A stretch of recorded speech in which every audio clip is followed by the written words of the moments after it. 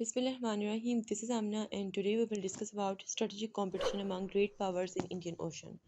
Students ये lecture बहुत ज़्यादा इंपॉर्टेंट है क्योंकि स्टिल ये जो कॉन्फ्लिक्ट है, ये जो कंपटीशन है, ये इंटेंसिफाइड होता जा रहा है.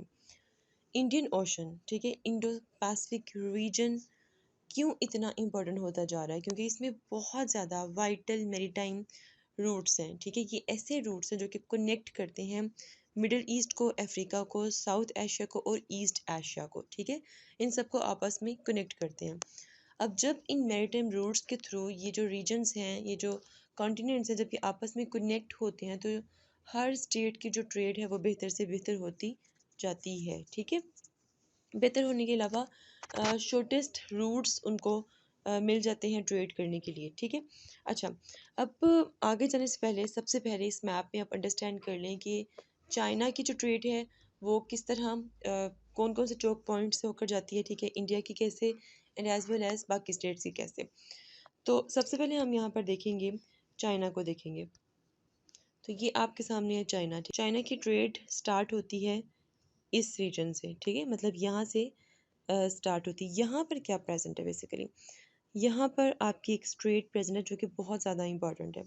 अब कौन सी स्ट्रेट, यहाँ पे मैं आपको रिकमेंड करूँगी कि इससे पहले मैंने आपको choke points in Indian Ocean, मतलब जो important choke points in Indian Ocean में, उसकी मैंने आपको एक वीडियो अपलोड की है, उसको लाजमी देख लीजिएगा, ठीक है.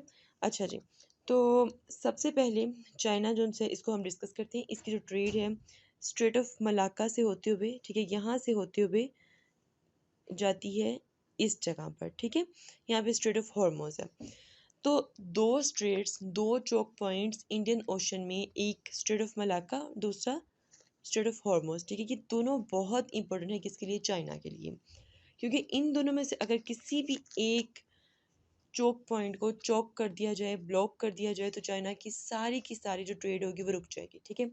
ऑलमोस्ट 90% जो चाइना की ट्रेड है वो इसी रास्तों से होती है, ठीक है. कौन कौन सी, strait of Malacca and strait of Hormuz, ठीक है. क्योंकि इस रीजन से चाइना ने क्या लेना होता है, ऑयल लेना होता है. और ये चाइना के लिए एक सूटेबल और शॉर्टेस्ट रूट है अपनी ट्रेड को प्रोसीड करने के लिए, ठीक है.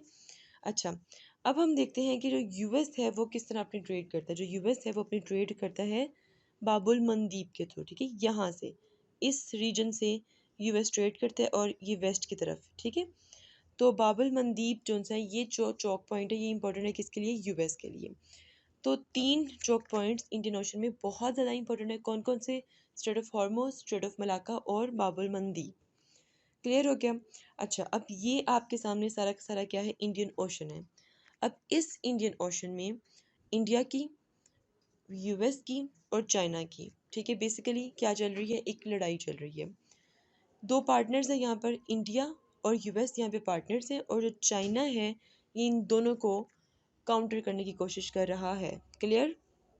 अच्छा, अब यहाँ पे मैं आपको ये भी बता दूँ कि ये जो स्ट्रेट ऑफ मलाक्का का जो चौक पॉइंट है ये बहुत इंपॉर्टेंट है चाइना के लिए, और यूएस की इंटेंशन यही है कि किसी तरह स्ट्रेट ऑफ मलाक्का को क्या कर दिया जाए, ब्लॉक कर दिया जाए. स्टूडेंट्स, होपफुली ये मैप आपको समझ आ गया है. अब हम डिस्कस करते हैं टर्न बाय टर्न हर स्टेट की क्या क्या इंटरेस्ट है साउथ चाइना सी में and as well as Indian Ocean में, ठीक है. अच्छा जी, तो सबसे पहले हम डिस्कस करेंगे US strategic interest in Indian ocean. सबसे पहला जो इंटरेस्ट अटेन करना है यूएस ने इस रीजन से वो है चाइना को काउंटर करना, rebalancing and counter China, specially artificial islands. मतलब साउथ चाइना सी पे जो चाइना आर्टिफिशियल आइलैंड्स बना रहा है वो चीज़ एक्सेप्टेबल नहीं है यूएस को, ठीक है. इसीलिए जो स्ट्रेट ऑफ मलाक्का है उसको यूएस चोक करना चाह रहा था ताकि चाइना की जो ट्रेड है वो इफेक्ट हो, ठीक है. और चाइना जो है वो आर्टिफिशियल आइलैंड्स जो है उसको बनाना बंद कर दे, ठीक है. अच्छा, अब ये आर्टिफिशियल आइलैंड्स बनाने का वाला क्या सीन है, इसको थोड़ा अंडरस्टैंड कर लेते हैं. फर्ज करें कि ये एक स्टेट है, ये देखिए यहाँ पे मैंने स्टेट बनाई और उसका नाम मैंने ए रख दिया, ठीक है. अब इंटरनेशनल लॉ ऑफ सी के मुताबिक एक स्टेट अगर उसके किसी बॉर्डर पर कोई समंदर लगता है, शायद वो कोई ओशन हो या फिर वो कोई सी हो, ठीक है, पानी के साथ लगता है, तो उसके बॉर्डर से 12 NM मतलब न्यूटिकल माइल्स तक जो पानी होगा वो उसकी सॉवरेनिटी में होगा। उस पानी को टेरिटोरियल सी कहते हैं। ठीक है, क्या कहते हैं उस पानी को? टेरिटोरियल सी कहते हैं। उसकी सॉवरेनिटी में होगा, और अगर किसी ने वो पानी यूज़ करना या उस पानी में मौजूद कोई मिनरल्स या रिसोर्सेज यूज़ करने या किसी की शिप वहाँ से गुजरनी है तो उनको उस स्टेट से इजाज़त लेनी होगी। क्लियर? अब 12 न्यूटिकल माइल से आगे का जो पानी होगा, जो डिस्टेंस कितना होगा? 200 न्यूटिकल माइल्स। ठीक है, ये सारा का सारा पानी किस में होगा? ये एक्सक्लूसिव इकोनॉमिक जोन्स में आएगा। अब ये जो एक्सक्लूसिव इकोनॉमिक जोन्स होते हैं, इस पानी में ये जो स्टेट ए है इसको सिलेक्टिव अथॉरिटी दी जाएगी। ठीक है, मतलब यहाँ पर इसकी सिलेक्टिव अथॉरिटी होगी कि मतलब कितने रिसोर्स यूज कर सकते हैं, और यहाँ पे बाकी की स्टेट्स की भी अथॉरिटी होगी। ठीक है, सो ये होपफुली आपको समझ आ गया है कि क्या कॉन्सेप्ट है इंटरनेशनल लॉ ऑफ सी का। अब जो चाइना है वो कहता है कि भाई जो साउथ चाइना सी है ना वो हमारा है। जो इंटरनेशनल लॉ ऑफ सी है, इससे पहले ही हमने एक ऐसी बाउंड्री बना ली थी साउथ चाइना सी के इर्द गिर्द कि उस लिहाज से साउथ चाइना सी हमारा है और हम यहाँ पर आर्टिफिशियल आइलैंड्स बना सकते हैं। ठीक है, और चाइना कहते हैं कि भाई इंटरनेशनल लॉ ऑफ सी जो है वो तो बाद में आए हैं, उससे पहले हमें हमारा हक मिल चुका था। तो अब किसी को इतराज़ नहीं होना चाहिए कि हम साउथ चाइना सी में आर्टिफिशियल आइलैंड्स बनाएं या ना बनाएं। लेकिन यूएस को ये चीज़ बर्दाश्त नहीं है। यूएस कहता है कि भाई क्यों आप आर्टिफिशियल आइलैंड्स बना रहे हो? क्योंकि फ़र्ज़ करो कि अगर ये फ़र्ज़ करो कि चाइना ने आर्टिफिशियल आइलैंड बनाया है, तो आर्टिफिशियल आइलैंड चाइना जहाँ भी बनाएगा उसके 12 न्यूटिकल माइल तक किसकी अथॉरिटी होगी? चाइना की अथॉरिटी होगी। फिर आगे जो एक्सक्लूसिव इकोनॉमिक जोन होगा वहां पर भी कुछ हद तक किसकी अथॉरिटी होगी? चाइना की। फिर फर्स्ट करो यहाँ पर फिर से एक आइलैंड बना लिया, तो इसके भी इर्द गिर्द अगर पानी है तो टेरिटोरियल सी पर चाइना की अथॉरिटी, एक्सक्लूसिव इकोनॉमिक जोन पर लिमिटेड चाइना की अथॉरिटी। इस तरह अगर ये सारे के सारे, ये देखिए जी, अगर ये इस तरह आर्टिफिशियल आइलैंड्स बनाता जाएगा चाइना इस तरह के आर्टिफिशियल आइलैंड्स बनाता जाएगा तो बहुत सी अथॉरिटी जो होगी वो चाइना के पास चली जाएगी, और ये चीज़ यूएस को एक्सेप्ट नहीं है। ठीक है, चलें जी नेक्स्ट।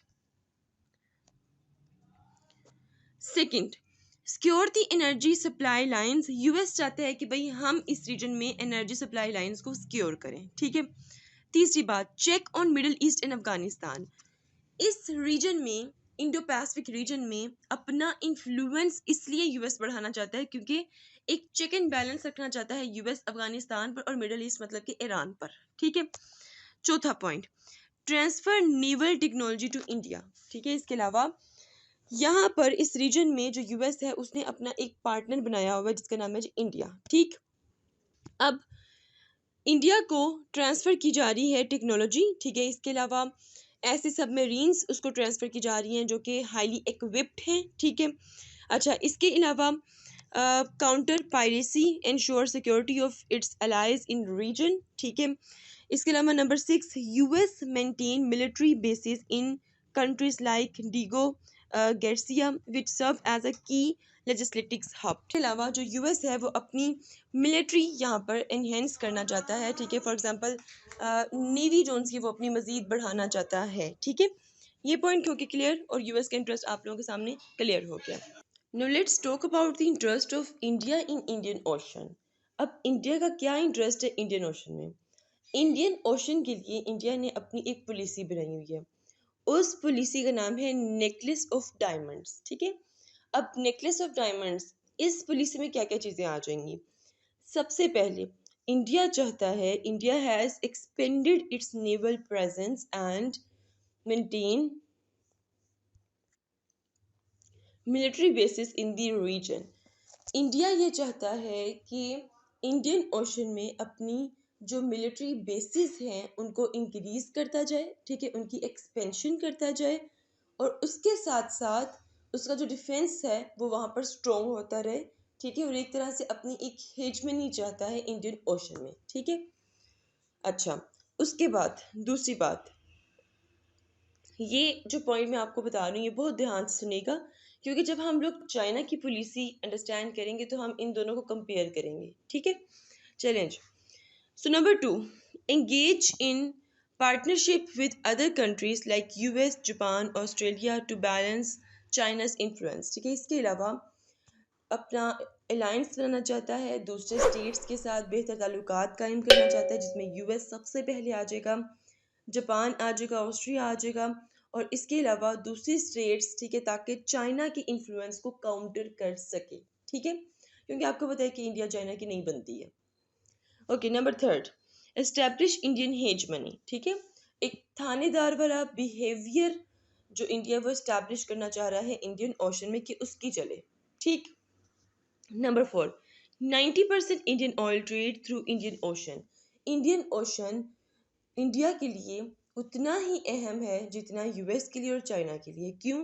क्योंकि 90% ऑयल की जो ट्रेड है इंडिया की वो इस रूट के थ्रू होती है। Clear? 5, explore maximum marine resources. ठीक है, और ये तो हर स्टेट की ख्वाहिश होती है कि भाई मैक्सिमम जो रिसोर्सेज हैं किसी भी ओशन के उससे फ़ायदा उठा सके, उसमें फिशेस आ जाएंगी, उसमें आपके मिनरल्स आ जाएंगे और बाकी चीज़ें आ जाएंगी, ठीक है। इसके अलावा इंडिया और यूएस दोनों कहते हैं कि भाई हम एक्चुअली में यहाँ पर कोई भी इलीगल काम ना हो, इलीगल ट्रैफिकिंग ना हो, इलीगल फिशिंग ना हो यहाँ पर, इसीलिए हम यहाँ पे अपना इन्फ्लुएंस बढ़ाना चाहते हैं। क्लियर? चलें, अब हम बात करते हैं next. Now let's discuss about China strategic interest in Indian ocean. सबसे पहले चाइना ने भी अपनी पॉलिसी बनाई हुई है, उस पॉलिसी का नाम क्या है? String of pearls. ठीक है, स्ट्रिंग ऑफ पर्ल्स क्या होता है कि आपस में जिस तरह के मोती आपस में जुड़े होते हैं ना, एक के बाद एक, एक के बाद एक, एक के बाद एक, बिल्कुल उसी तरह इसकी ये पॉलिसी है। इसको अंडरस्टैंड करते हैं। सबसे पहले इस पॉलिसी में जो गोल है वो ये है कि China has initiated the BRI in countries like Sri Lanka, Maldives, Pakistan etcetera. बहुत से स्टेट्स इसमें जाते हैं, ठीक है। चाइना ने अपना एक प्रोजेक्ट स्टार्ट किया है, बेल्ट एंड रोड इनिशिएटिव, ठीक है, और इसमें बहुत से स्टेट्स को इन्वॉल्व किया है, ठीक है, और इसमें डेफिनेटली जब ये कंप्लीट होंगे प्रोजेक्ट्स तो इसमें डिफरेंट इंफ्रास्ट्रक्चर जोन से हैं वो बढ़ेंगे। चाइना का अपना इंफ्रास्ट्रक्चर जोन से वो बेहतर होगा, दूसरे स्टेट्स का भी बेहतर होगा।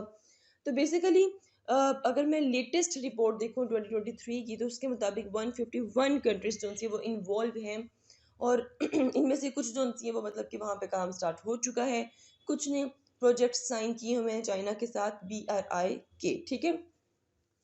151 कंट्रीज मतलब कि दुनिया की पॉपुलेशन का 75% हिस्सा बनता है, ठीक है।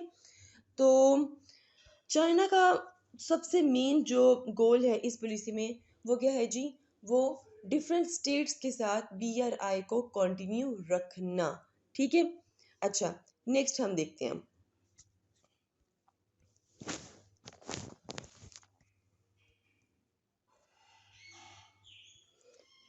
Number 2, China trade is heavily dependent on Indian ocean. ठीक है, देखिए इस तरह की पॉलिसी बनाने का पर्पस क्या था, क्योंकि चाइना की जो ट्रेड है वो भी हैविली डिपेंड कर रही है इंडियन ओशन पर, ठीक है।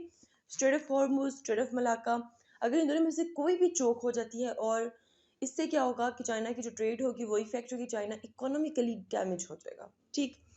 Number third, maritime route connecting China to various market in Asia, Middle East, Africa and Europe. ठीक है, ये इतना इम्पोर्टेंट, इतना वाइटल रूट है चाइना के लिए कि इससे चाइना को डिफरेंट मार्केट्स मिलती हैं, ठीक है।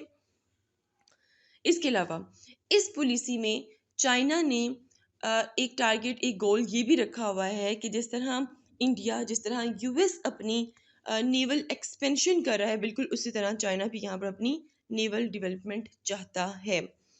Number 5, रीस्ट्रेन India and US influence. ठीक है, जिस तरह यूएस और इंडिया जोन से हैं, ठीक है, वो मिलकर चाइना को काउंटर करें, बिल्कुल उसी तरह चाइना को पता है कि भाई ये मेरा बहुत इंपॉर्टेंट ट्रेड रूट है और यहाँ पर अगर यूएस और इंडिया का बहुत ज़्यादा इन्फ्लुएंस हो गया तो वो मुझे तंग करेंगे, वो मेरी ट्रेड को तंग करेंगे, ठीक है। तो इसीलिए वो यहाँ पर रीस्ट्रेन करना चाहता है किसको जी? इंडिया और यूएस के इन्फ्लुएंस को। Number 6, upgradation of ports. ठीक है, इसके अलावा मैंने आपको बताया था ना कि मतलब कि इस पॉलिसी में उसका गोल ये है कि इंफ्रास्ट्रक्चर को बेहतर बनाना, मतलब कि जो पोर्ट्स वगैरह हैं उनको अपग्रेड करना। जैसे कि पाकिस्तान के साथ एक मादा हो चुका है चाइना का सी पैक, ठीक है, और उसके मुताबिक जो हमारा पोर्ट है ग्वादर पोर्ट उसको अपग्रेड किया जाएगा।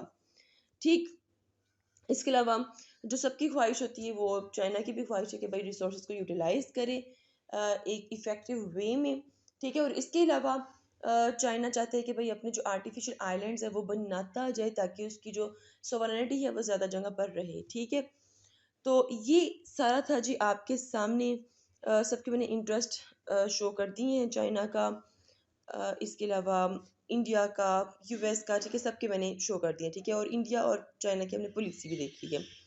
अब ज़रा हम कंपेयर करते हैं, हम कंपेयर करते हैं कि चाइना और इंडिया की पॉलिसी में से किसकी पॉलिसी सबसे बेस्ट है, ठीक है। अगर मैं देखूँ यहाँ पे मैं आपके सामने आ चुके हैं, अगर मैं देखूँ तो चाइना जो सा है, ठीक है, उसकी पॉलिसी मतलब कुछ इस तरह से चलेगी, ठीक है, मतलब इस तरह से चलेगी कि डिफरेंट स्टेट्स के साथ belt and road initiative project को वो कंटिन्यू रखेंगे, ठीक है।